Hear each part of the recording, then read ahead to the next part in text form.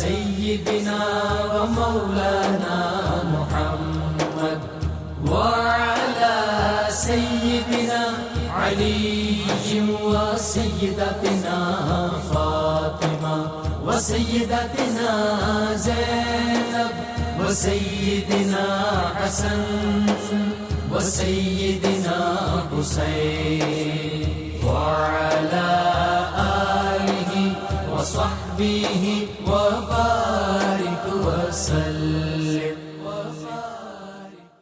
اللهم صل على سيدنا ومولانا محمد صاحب التاج والمعراج والبراق والعلم دافع البلاء والوباء والقحط والمرض والألم اسمه مكتوب مرفوع مشفوع منقوش في اللوح والقلم سيد العرب والعجم جسمه مقدس معطر مطهر منور في البيت والحرم شمس الضحى بدر الدجى صدر العلا نور الهدى كهف الورى مصباح الظلم جميل الشيم شفيع الأمم صاحب الجود والكرم والله عاصمه وجبريل خادمه والبراك مركبه والمعراج سفره وفوق سدرة المنتهى مقامه وقاب قوسين مطلوبه والمطلوب مقصوده والمقصود موجود سيد المرسلين خاتم النبيين شفيع المذنبين أنيس الغريبين رحمة للعالمين راحة العاشقين مراد المشتاقين شمس العارفين سراج السالكين مصباح المقربين محب الفقراء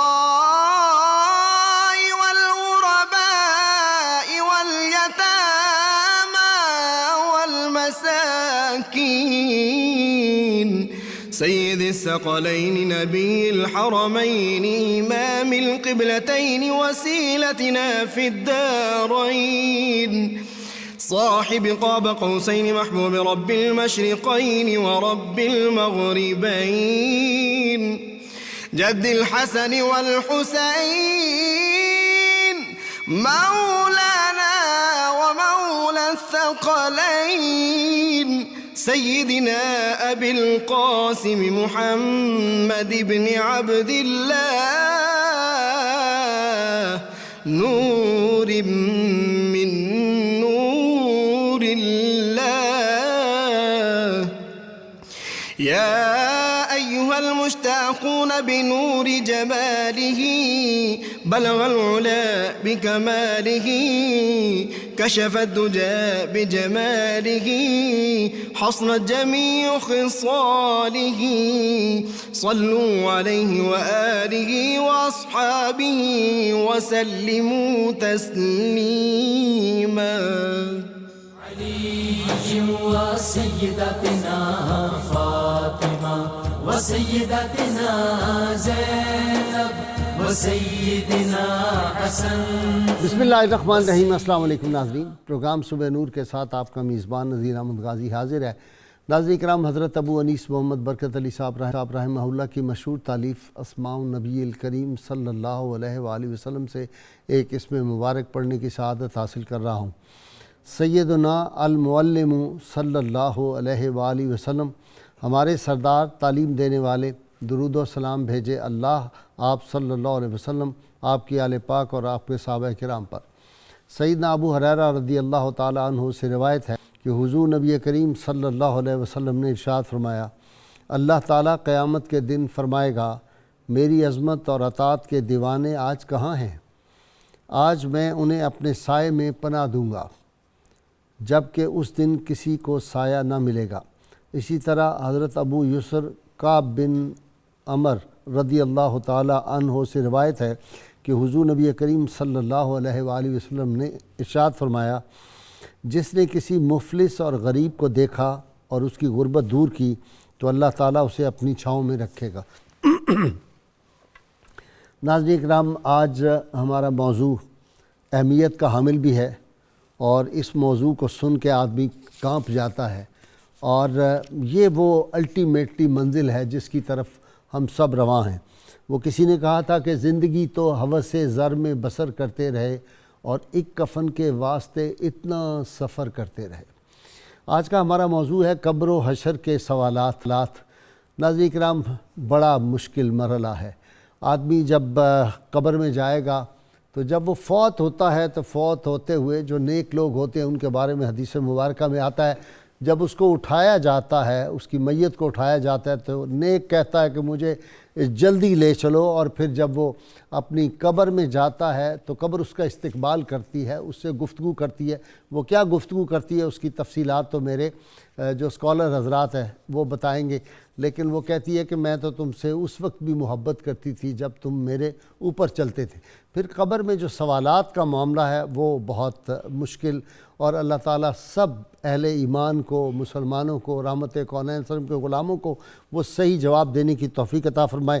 پہلا ہی سوال ہوگا من ربو کا، پھر دوسرا سوال ہوگا ما دینو کا، تیسرا ہوگا ما کنتو تقولو حاضر رجل۔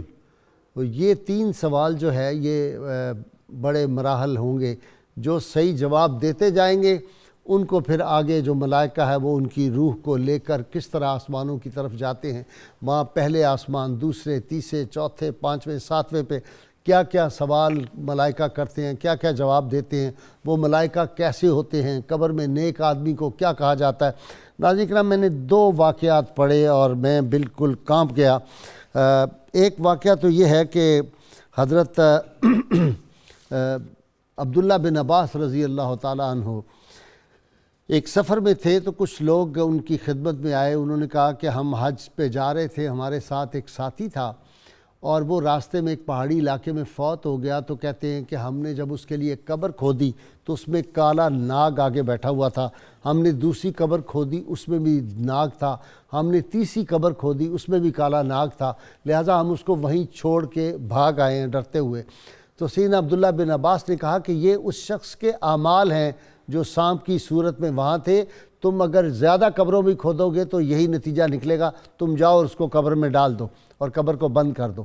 جب اس کو انہوں نے قبر میں ڈال دیا تو اس کا جو مال و اسباب ساتھ تھا سفر کا، وہ کہتے ہیں ہم حج کر کے واپس آئے، اور ہم جب اس کے گھر گئے، جا کے سامان دیا اس کے گھر والوں کو، اس کی بیوی سے پوچھا بتائیں اس کا کون سا عمل تھا جس کی وجہ سے یہ صورتحال ہم نے دیکھی ہے۔ تو اس نے کہا کہ یہ گندم کا تاجر تھا اور کاروبار کرتا تھا، اور گھر کے لیے جتنی گندم نکالتا تھا اتنا بھوسا اور مٹی اس گندم میں ملا دیتا تھا، یہ ملاوٹ کیا کرتا تھا، اور پھر اس کا نتیجہ یہ کہ اس کی قبر میں سانپ تھے۔ تو ناظرین کرام، آج جب میں یہ پڑھ رہا تھا تو میں خوف زدہ تھا اس بات سے کہ یہ کیا صورتحال ہے۔ اور دوسرا جو واقعہ ہے وہ حضرت عمر بن دینار رحمۃ اللہ علیہ جو ہیں وہ فرماتے ہیں کہ ایک عورت مدینہ منورہ کے قریب رہتی تھی، اور جب وہ مر گئی تو اس کا بھائی کہیں دور رہتا تھا، وہ آیا، اس نے اپنی بہن کو دفنا دیا، تو اس کی جو تھیلی تھی دیناروں کی وہ اس قبر میں رہ گئی۔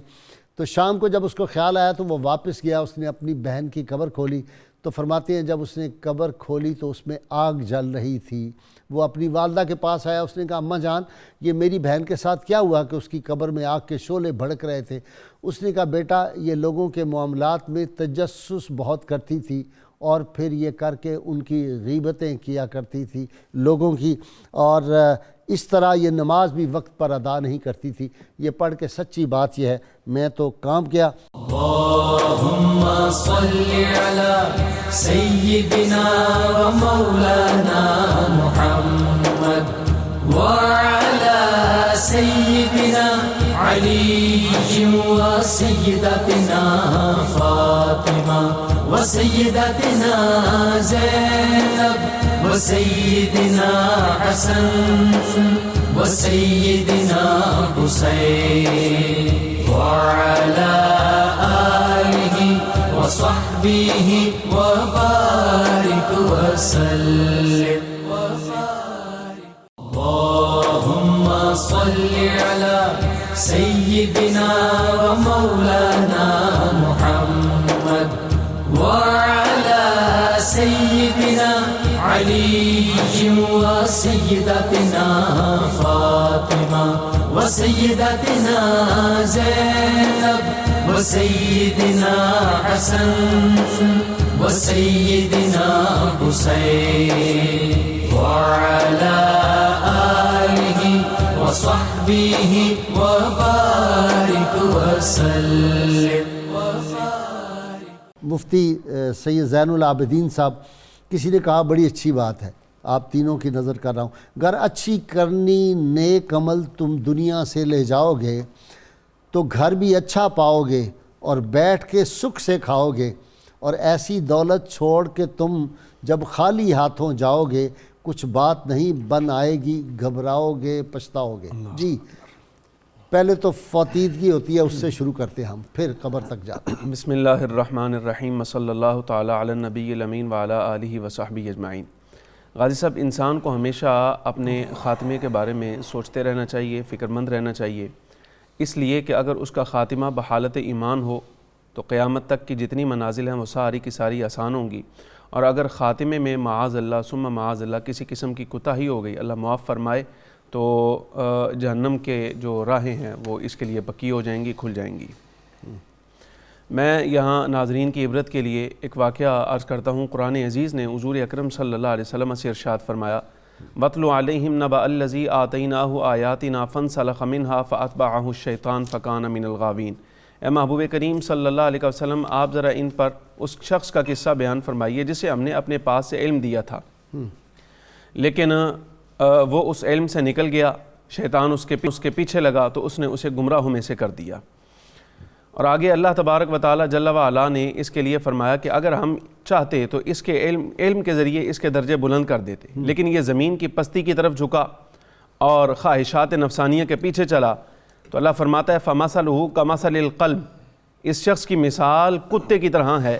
ان تحمل علیہ یلہث او تترکہ یلہث، اگر تو اس پر حملہ کرے یہ پھر بھی ہانپے گا، اور اگر تو اس کو چھوڑ دے یہ پھر بھی ہانپے گا. مولا علی قاری لکھتے ہیں اس سے مراد بنی اسرائیل کا بڑا ایک نامی گرامی عالم تھا جس کا نام تھا بلعم بن باعورہ، اور یہ علم و فضل میں اتنا کمال کا آدمی تھا کہ روزانہ کی بنیاد پر 12,000 طالب علم اس کی نشست میں بیٹھ کے اس سے علم لکھا کرتے تھے. اللہ. لیکن حضرت موسیٰ علیہ السلام سے حسد کیا، اور اس زمانے میں کوئی بندہ جو مقام ولایت پر فائز تھا اس کی حرمت کا خیال نہ کیا، تو اللہ تبارک و تعالی جل وعلا نے اس کے لیے یہ مثال بیان فرمائی. اور یہاں تک آپ فرماتے ہیں بزرگان، اس کی شکل بدل گئی تھی جی بالکل جی، اس کے لیے فرماتے ہیں بزرگان دین نے ارشاد فرمایا روز قیام ایک طرف آپ اس کو پیش نظر رکھیں اور دوسری طرف اصحاب کہف کے کتے کو پیش نظر رکھیں.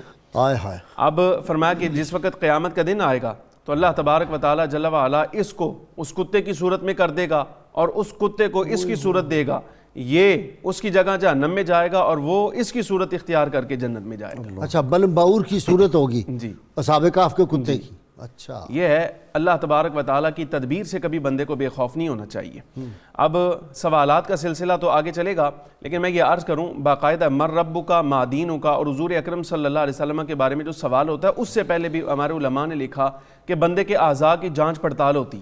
اچھا، اعضاء کی بھی جانچ پڑتال ہوگی. یہ لکھا ہمارے مشائخ میں سے حضرت مالک ابن دینار نے بھی اس کو بیان فرمایا، ابو قلابہ نے بھی بیان کیا، بڑے بزرگان دین نے اس واقعے کو لکھا. جی، وہ واقعہ یہ ہے کہ ایک بندہ بصرہ شہر میں دیکھا گیا کہ اس کے جنازے کے ساتھ 2-3 آدمیوں کے کوئی نہیں تھا. اچھا، مالک ابن دینار کہتے ہیں میں آگے بڑھا، ان سے میں نے پوچھا کہ اس کے جنازے میں کوئی شخص شامل نہیں ہے، خیر ہے کوئی؟ تو کہنے لگے ھذا رجل من کبار المذنبین، یہ بہت بڑا گناہ گار آدمی تھا، اس کے جنازے میں کون آئے گا؟ کہا یار مسلمان تو تھا کہ نہیں تھا؟ کہا مسلمان تھا. کہتے ہیں جس وقت اس کا جنازہ لے جایا جا رہا تھا میں اس کے جنازے میں شامل ہوا، میں نے اس کو قبر میں اتارا اور تھک ہار کے میں کسی سائے میں نہ قبر کے سامنے بیٹھ گیا. اللہ تبارک و تعالیٰ نے نگاہوں سے حجاب اٹھائے میری. میں نے دیکھا 2 فرشتے آسمان سے اترے ہیں. وہ ایک قبر کے اوپر کھڑا ہوا اور ایک قبر کے اندر اترا. اور جو قبر کے اندر والا ہے وہ میت کے اعضاء کی جانچ پڑتال کر رہا ہے. آنکھوں کو ہاتھ لگایا, زبان پر ہاتھ لگایا, اس کے ہاتھوں کو چھوا, اس کے پاؤں کو چھوا, اور یہ سب اعضاء کی جانچ پڑتال کرنے کے بعد اس نے کہا کہ میں نے اس کے اعضاء دیکھ لیے ہیں, مجھے اس کے بارے میں کسی قسم کی کوئی خیر نہیں ملی. اللہ, مجھے اس یعنی سے کچھ نہیں اعضاء میں بھی کوئی خیر نہیں. اعضاء میں جی کچھ نہیں مفتی صاحب آپ کی طرف آتا ہوں. اچھا, جب آدمی کی روح نکلتی ہے اس وقت کیا مرحلہ ہوتا ہے؟ نبی اکرم شفیع معظم صلی اللہ تعالیٰ علیہ وسلم ارشاد فرماتے ہیں کہ جب نزا کا عالم ہوتا ہے تو روح نکالنے والے فرشتے آ جاتے ہیں. اگر نیک ہوتا ہے تو سارے فرشتے خوش ہوتے ہیں کہ یہ طیب طاہر روح نکلنے والی ہے, ہم اس کو لے کے اللہ کی بارگاہ میں جائیں. اچھا. اور نیک آدمی کی روح نبی اکرم شفیع معظم صلی اللہ علیہ وسلم فرماتے ہیں وہ ہاتھ لگاتے ہیں تو ساتھ ہی ایسے نکل آتی ہے جیسے مشک کا ڈھکن کھولا جائے تو پانی بہہ کے نکل آتا. واہ واہ واہ. اور جو گناہ گار فاسق و فاجر یا منافق یا کافر ہوتا ہے اس کی روح نکالنے کے لیے جب فرشتے اس کو ہاتھ لگاتے ہیں تو وہ جسم کے ساتھ چمٹ جاتی. اس کی مثال ایسے بیان کی جیسے گیلی روئی کانٹے دار جھاڑیوں پہ ڈال دی جائے تو وہ چمٹ جاتی ہے, پھر وہ پھٹتی ہے, جب کھینچیں تو وہ پھٹ جاتی ہے لیکن نکلتی نہیں. تو اسی طرح منافق اور کافر کی روح پھٹ جاتی ہے, وہ نکلتی نہیں. اور فرشتے اس کو نکالتے اور ہر فرشتہ اس کی بدبو کی وجہ سے پریشان ہوتا ہے اور کوشش کرتا ہے کہ اس کو جلدی گندے سے ٹاٹ میں لپیٹ کر تو اس کے مقام پر لے کے چلا جایا جائے. اچھا. تو اس میں آقا کریم صلی اللہ علیہ وسلم نے جو بات ارشاد فرمائی وہ یہ تھی کہ جب نیک آدمی کی روح کو لے کے جایا جا رہا ہوتا ہے تو خوشبو بھی پھیلتی ہے اور جس جس جگہ سے گزر کے جاتے ہیں وہاں روح کی بشارتیں بھی دی جاتی ہیں, اس کی پاکیزگی اور اس کے خوبصورت پن کو بیان بھی کیا جاتا ہے. اور ہر جگہ اس کے بارے میں یہ اعلانات ہو رہے ہوتے ہیں کہ راستہ ہٹا دو, دروازہ کھول دو, یہ اللہ تعالیٰ کے نیک بندے کی روح آ رہی ہے. اللہ. اور پھر جب اس کی روح کو اس کے مقام کے مطابق پہنچا دیا جاتا ہے, ادھر سے تیاری ہو جاتی ہے اس کے کفن دفن کی, اور نبی صلی اللہ علیہ وسلم فرماتے ہیں اس کے کفن میں خفیہ طور پہ قرآن شریف اندر چلا جاتا. اچھا. جب اس کو قرآن شریف روحانی طور پر اندر چلا جاتا, پھر اس کو جب قبر میں رکھا جاتا ہے تو قبر کا ایک پورا پروسیجر نبی صلی اللہ علیہ وسلم نے بیان فرمایا جی کہ قبر اپنے آنے والے کو دباتی ہے. وہ تو ہر ایک کو دباتی ہے, ہر ایک کو دباتی ہے. اس میں جو میں نے کتاب میں پڑھا اس میں ایک شخصیت مجھے ایسی نظر آئی جس کو قبر میں انبیاء کے علاوہ تھی, اس کو قبر نے نہیں دبایا. نبی صلی اللہ علیہ وسلم فرماتے ہیں وہ میری چچی سیدنا علی المرتضی رضی اللہ تعالیٰ عنہ کی والدہ فاطمہ بنت اسد رضی اللہ تعالیٰ عنہ. وہ تو اس لیے کہ پہلے دعا فرما دی تھی. جی پہلے دعا فرمائی اللہ اس کو قبر نہ دبائے. اور جب حضرت سعد بن معاذ رضی اللہ تعالیٰ عنہ کا وصال ہوا تو یہ وہ شخصیت ہے جن کے وصال پہ عرش الہی لرزنے لگا. اچھا. 70,000 فرشتے ان کی نماز جنازہ کے لیے آئے اور جنت کے سارے دروازے کھول دیے گئے سعد بن معاذ کے لیے. اور نبی صلی اللہ علیہ وسلم کے یہ عظیم صحابی تھے جن کے بارے میں محدثین نے یہ کہا کہ ان کا رومال دنیا و ما فیہا کی ہر شے سے بہتر تھا, اور کہا کہ یہ وہ شخص تھے کہ جن کو قبر نہ دباتی, لیکن جب یہ قبر میں گئے تو قبر نے ان کو بھی دبایا.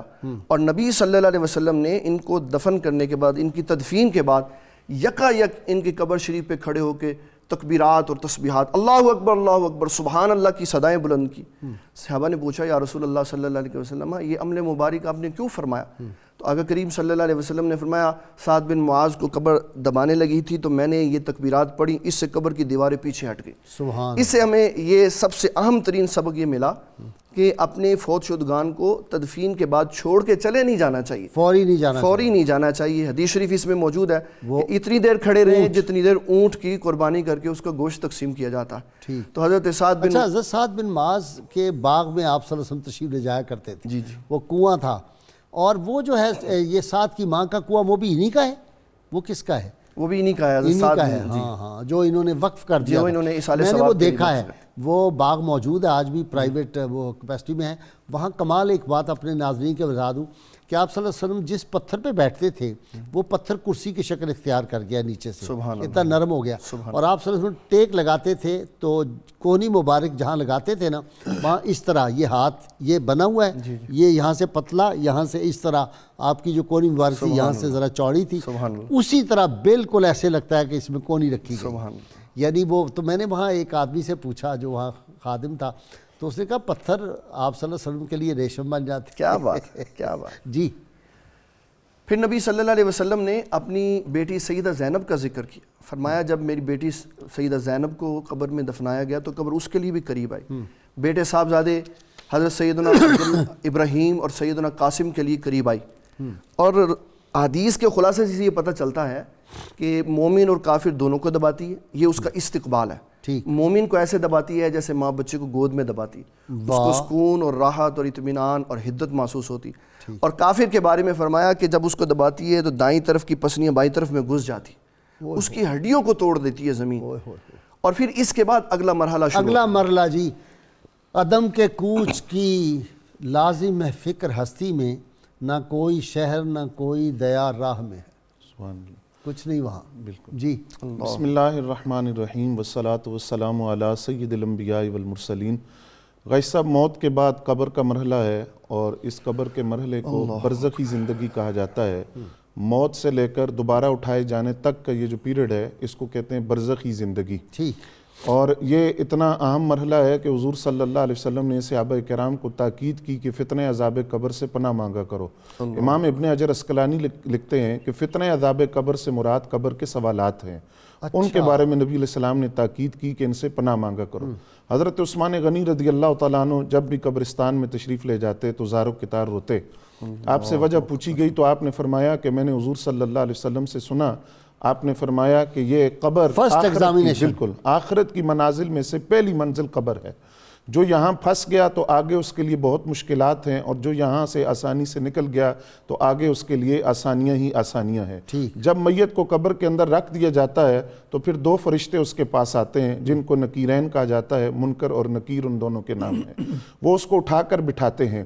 نبی علیہ السلام نے فرمایا کہ اس وقت جو وقت اس کے لیے ظاہر ہوتا ہے وہ غروب آفتاب کا وقت ہوتا ہے, شام کا وقت سامنے آتا ہے, اور وہ اٹھ کر بیٹھتے ہی آنکھیں ملتے ہوئے فرشتوں سے پہلی بات یہ کرتا ہے کہ میری نماز کا وقت جا رہا ہے, مجھے نماز پڑھنے دو.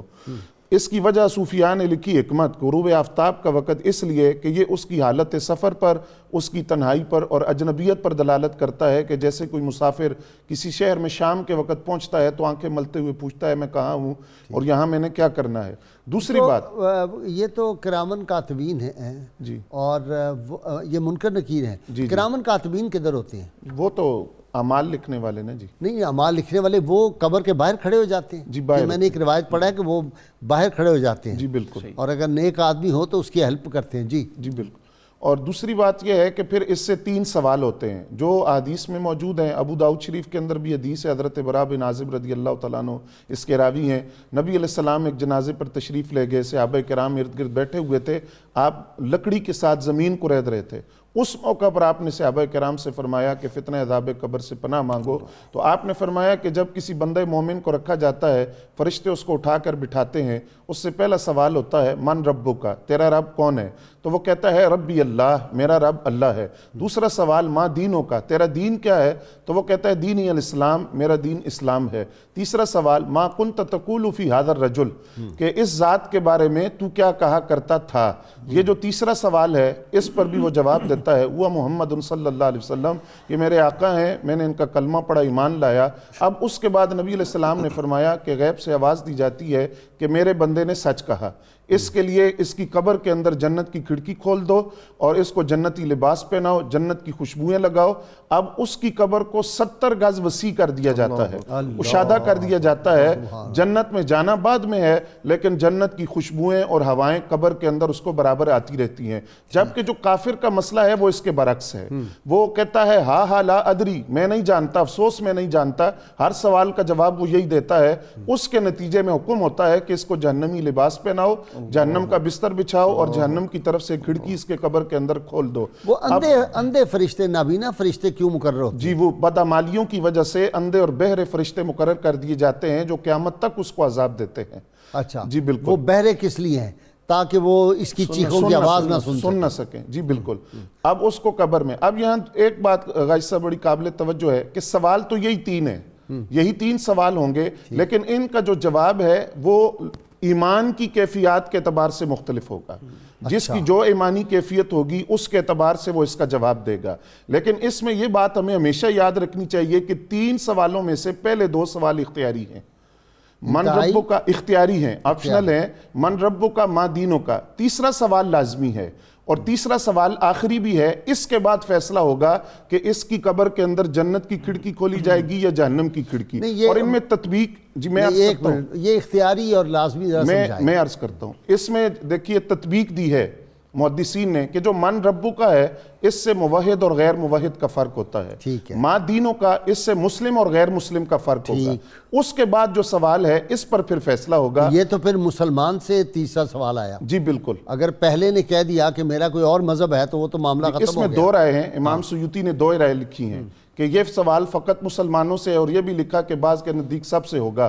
لیکن اس میں تیسرے سوال میں اہم بات جو سمجھنے کی ہے کہ فیصلہ مقام مصطفیٰ کی معرفت پہ ہوگا، حضور صلی اللہ علیہ وسلم کی ذات کی شناسائی کے حوالے سے ہوگا. اس بات پر فیصلہ ہوگا کہ نبی علیہ السلام کی ذات سے شناسائی ہے یا نہیں. اور یہ بات بھی بعد محدثین نے لکھی کہ اگر نبی علیہ السلام کے ساتھ اس طرح وفا کی جس طرح وفا کرنے کا حق ہے تو اس بات میں کوئی بعید نہیں. محدثین فرماتے ہیں جب سوال ہوگا ما کنت تقول فی ھذا الرجل، تو ہو سکتا ہے نبی علیہ السلام خود فرمائیں کہ اس سے نہ پوچھو میں کون ہوں، مجھ سے پوچھو یہ کون ہے، یہ میری غلامی میں زندگی بسر کر کے آیا ہے، میں اس کو جانتا ہوں. تو یہ تین سوالوں کی تطبیق ہے. اور پھر یہ بات بھی کہ یہ خصائص نبوت میں سے بھی. سیدنا عمر فاروق کے بارے میں بھی کوئی روایت ہے کہ جب فرشتوں نے ان سے سوال کیا، جی، اور اس سے محدثین نے ایک مسئلہ بھی ثابت کیا کہ جس وقت میت کو قبر میں رکھا جاتا ہے تو اس کی عقل سلامت ہوتی ہے، عقل متغیر نہیں ہوتی، کیونکہ وہاں حضرت فاروق اعظم رضی اللہ تعالیٰ عنہ نے یہی بات فرمائی کہ سرکار جب وہ نکیرین آئیں گے تو میں ہوش میں ہوں گا.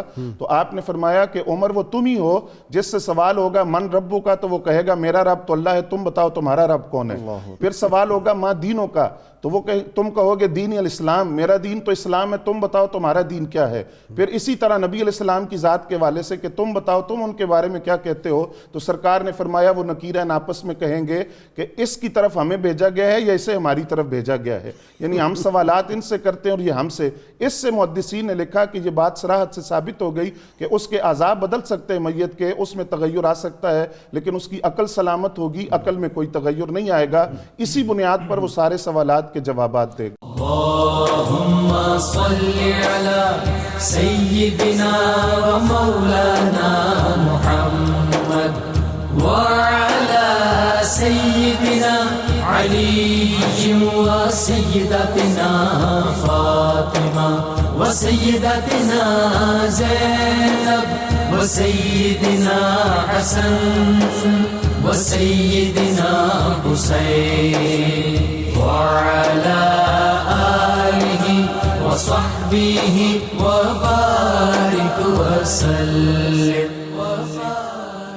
اللهم صل على سيدنا ومولانا محمد وعلى سيدنا علي وسيدتنا فاطمة وسيدتنا زينب وسيدنا حسن وسيدنا حسين وعلى آله وصحبه وبارك وسلم.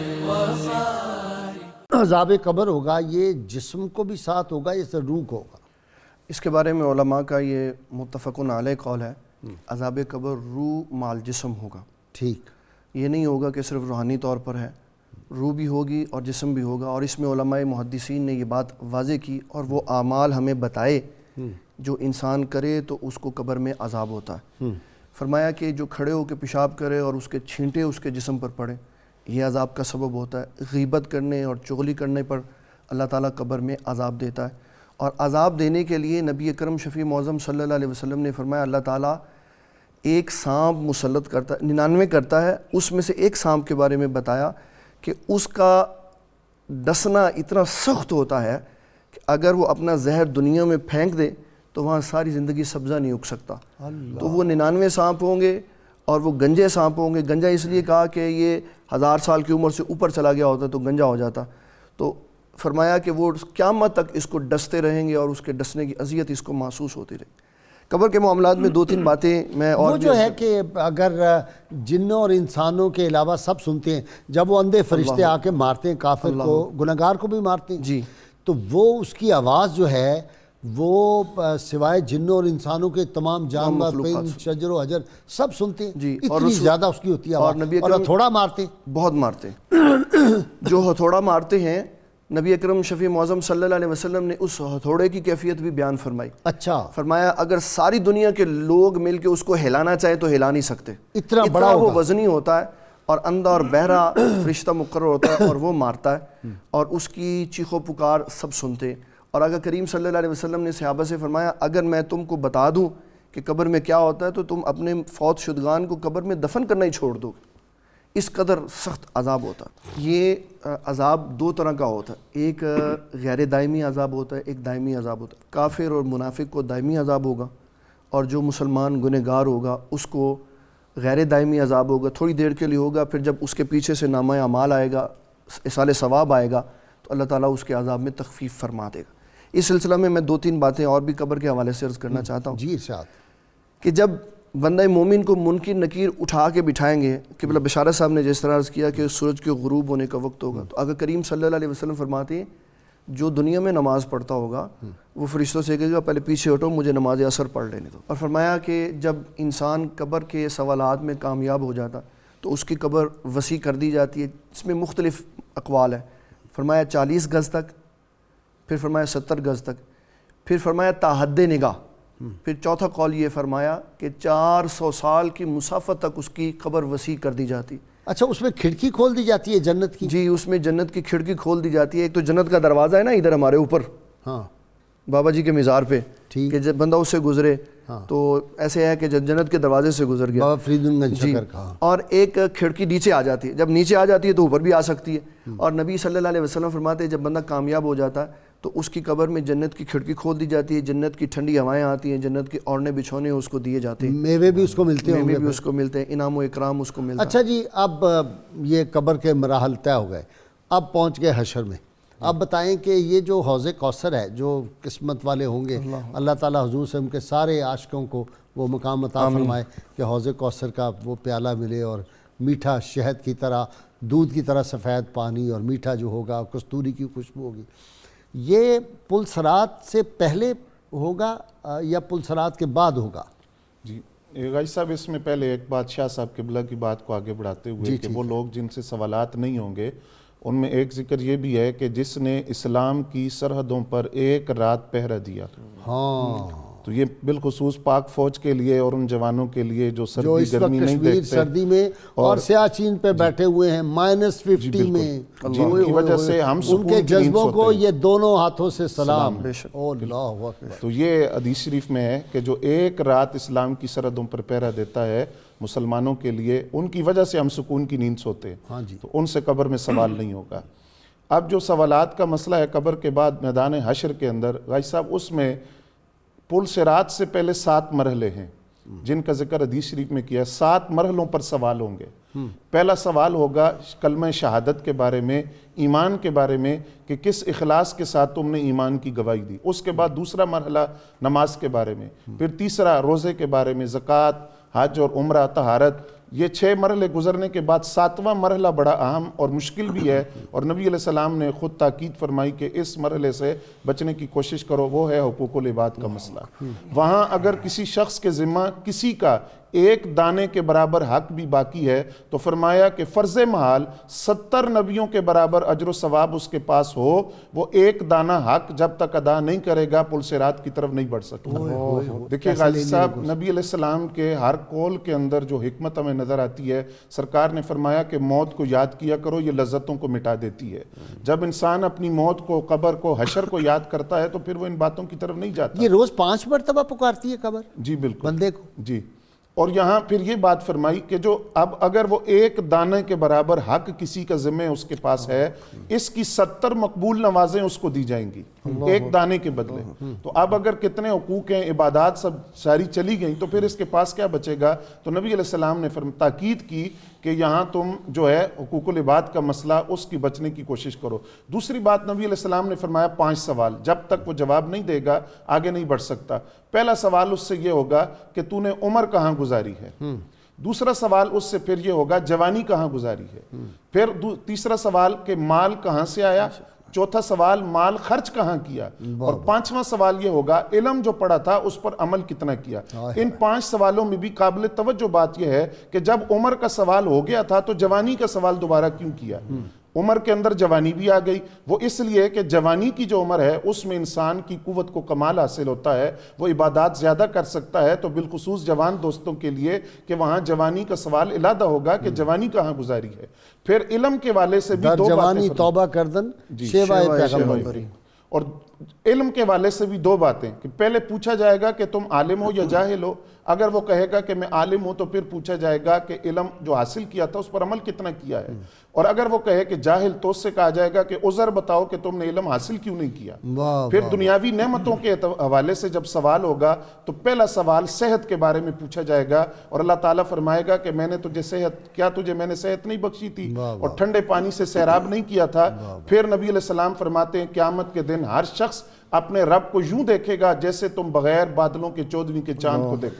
اللهم صل على سيدنا ومولانا محمد وعلى سيدنا علي وسيدتنا فاطمة وسيدتنا زينب وسيدنا حسن وسيدنا حسين وعلى آله وصحبه وبارك وسلم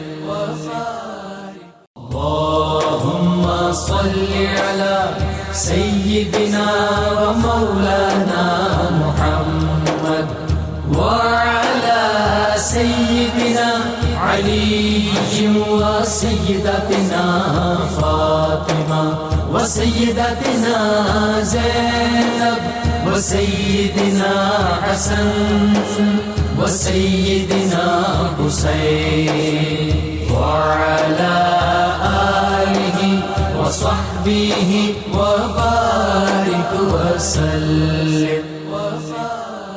میدان حشر کا ذرا آ جائے کہ وہاں پہ کیا ہوگا، رسول اللہ صلی اللہ علیہ وسلم کے غلاموں کا عشاق کا کیا مرحلہ رہے گا، اور جو رسول اللہ صلی اللہ علیہ وسلم کے گستاخ ہوں گے ان کا معاملہ کیا ہوگا، اور جو گستاخوں کے ساتھی ہوں گے ان کا کیا ہوگا، جو گستاخوں کے بارے میں دل میں نرمی رکھیں گے ان کا کیا ہوگا، جو رب تعالیٰ کی الوہیت کے بارے میں شکوک و شبہات کا اظہار کرتے ہیں ان کا کیا حال ہوگا۔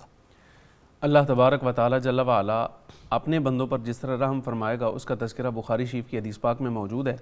رب العالمین جل وعلا کے سامنے ایک بندے کو حاضر کیا جائے گا اور اپنی رحمت کی چادر میں پردے میں لے کر رب تعالیٰ خود اس سے سوال فرمائے گا اور اس سے پوچھے گا بتا یہ گناہ کیا تھا، عرض کرے گا مالک کیا تھا، یہ کیا تھا۔ رب العالمین جل وعلا اس کی کوتاہیاں گنواتا جائے گا، لیکن وہ تھا مسلمان، بحالت ایمان اس کا انتقال ہوا تھا، تو رب تعالیٰ اس سے فرمائے گا میں نے دنیا میں تیرے گناہوں پر پردہ ڈالا تھا، اب میں نہیں چاہتا کہ تجھے یہاں رسوا کروں، یہاں بھی میں تیرے گناہوں پر پردہ ڈالتا ہوں، تو نے اپنے گناہوں کا اقرار کر لیا، بحالت توبہ تیرا انتقال ہوا تھا، تو جا تجھے معافی دے دی ہے اور اس کو جنت میں داخل کر دیا جائے گا۔ اور رہ گئے گستاخ حضور اکرم صلی اللہ علیہ وبارک وسلم کے، تو ان کے لیے تو قرآن عزیز نے ان الذین یؤذون اللہ ورسولہ لعنہم اللہ فی الدنیا والآخرہ واعد لہم عذابا مہینا، بے شک وہ جو اللہ اور اس کے رسول کو اذیت پہنچاتے ہیں اللہ نے دنیا و آخرت میں ان پر لعنت کر دی ہے۔ لعنت کا مطلب یہ ہے اللہ نے دنیا میں بھی ان کو اپنی رحمت سے ہٹا دیا ہے، دور کر دیا ہے، اور آخرت میں بھی یہ اللہ کی رحمت کے حقدار نہیں ہوں گے۔ وَأَعَدَّ لَهُمْ عَذَابًا مُهِينًا، اور ان کے لیے ایسا عذاب تیار کیا گیا ہے جو اہانت والا ہے، توہین اور ذلت والا ہوگا، یعنی عذاب الگ سے دیا جائے گا اور ذلیل الگ سے کیا جائے گا۔ یہ یہاں تک ہر بندے کے بارے میں صحابہ کرام رضی اللہ تعالیٰ عنہم اجمعین، پہلی جماعت اہل بیت کرام، پہلی جماعت جن پر اللہ تبارک و تعالیٰ یہ کرم فرمائے گا کہ حضور اکرم صلی اللہ علیہ وسلم سب سے پہلے شفاعت ان کی فرمائیں گے۔ اچھا جی مفتی صاحب، المرء ما من حبہ وہ کہاں آئیں گے، ان کا کیا معاملہ ہوگا؟ شفیع معظم صلی اللہ تعالیٰ علیہ وسلم نے ایک صحابی کی بات سن کر کہ انہوں نے 1 منٹ ہے آپ کے پاس، انہوں نے یہ کہا کہ میں جب دنیا میں پریشان ہوتا ہوں تو آپ کی زیارت کے لیے آ جاتا ہوں، تو قیامت والے دن ہمارا کیا بنے گا؟ آقا کریم صلی اللہ علیہ وسلم نے فرمایا جو جس سے محبت کرے گا وہ اس کے ساتھ، وہ اسی کے ساتھ ہوگا۔ آپ تینوں کا بہت بہت شکریہ جی۔ ناظرین کرام، کتاب الشفا سے نسخے کا وقت ہو گیا جی۔ عذاب قبر سے حفاظت کے لیے ارشاد نبوی صلی اللہ علیہ وآلہ وسلم ہے، جو شخص جمعہ کے دن سورۃ الکہف کی تلاوت کا معمول بناتا ہے تو وہ عذاب قبر سے محفوظ ہو جاتا ہے اور اس کے رزق میں کبھی بھی کمی نہیں آتی۔ شرط یہ ہے کم از کم 11 مرتبہ اول و آخر کوئی بھی درود پاک جو آپ کو آتا ہو وہ ضرور پڑھیں۔ امام غزالی رحمہ اللہ ارشاد فرماتے ہیں، اے عبادت کے طالب، تجھ پر عبادت میں مشغول ہونے سے قبل اپنے گناہوں سے توبہ کرنا لازم ہے۔ ناظرین کرام، آج مجھے ایک خاص اعلان کرنا ہے اپنے ناظرین سامعین سے۔ آپ جانتے ہوں گے کہ عظیم عاشق رسول ہمارے دوست تھے، بہت عزیز دوست، اور جب ان کی وفات ہوئی CMH لاہور میں تو میں گیا تھا اور میرے ساتھ پیر نعیم الحق شاہ صاحب تھے۔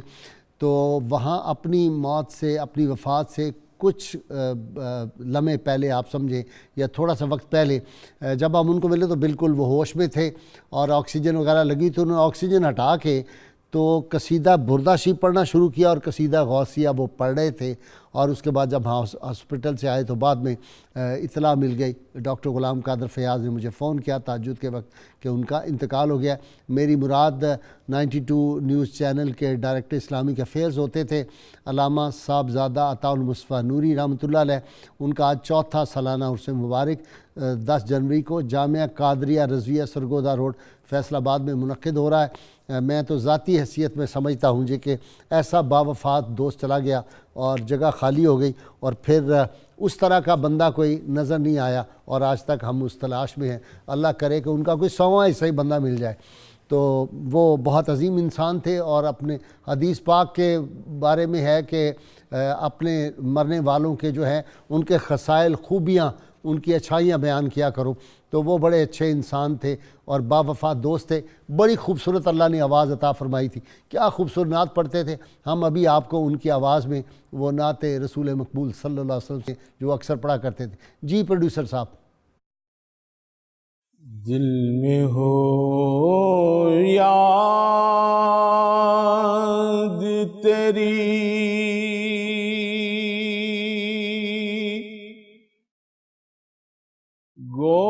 گوشائے تنہائی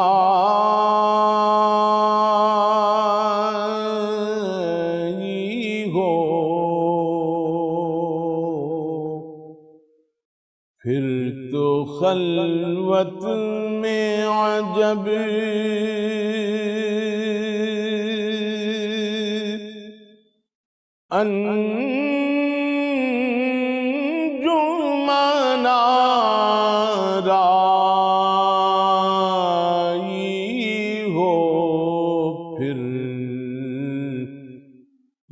خلوت میں عجب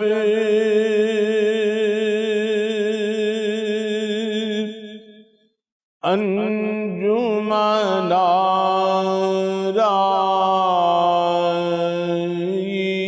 ہو،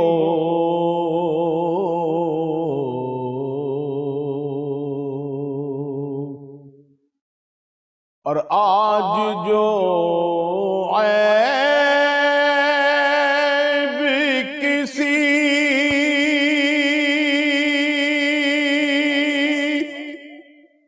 پر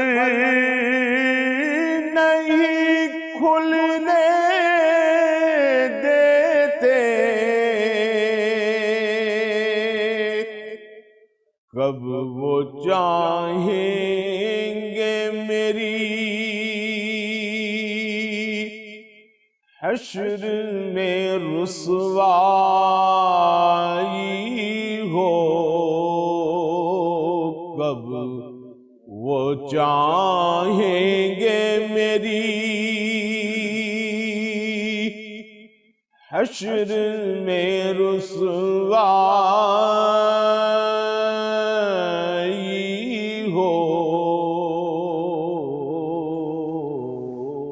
اللہم صلی علی سیدنا و مولانا محمد وعلی